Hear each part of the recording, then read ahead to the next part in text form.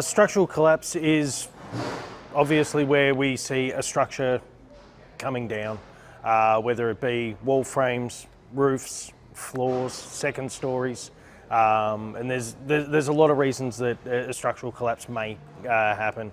Some of the most common causes are lack of bracing of the structure, whether it be ply bracing or the speed bracing or the hoop iron bracing along wall frames.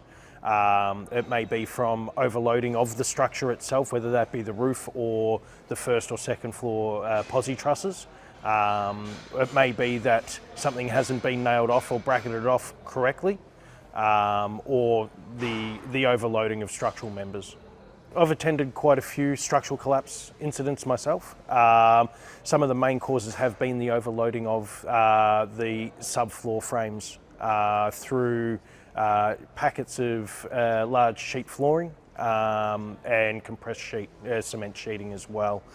They've been placed in areas where there's been no support underneath those structural members, or the area has been overloaded grossly, which in turn causes the structural members to fail and the subfloor frame to fail.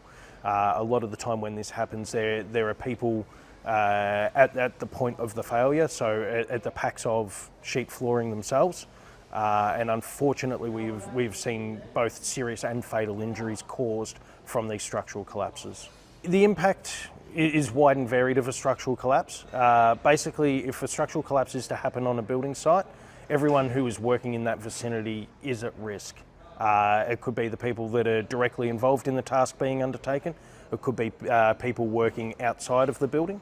It also may be people working directly underneath the area of the cause of the structural collapse as well.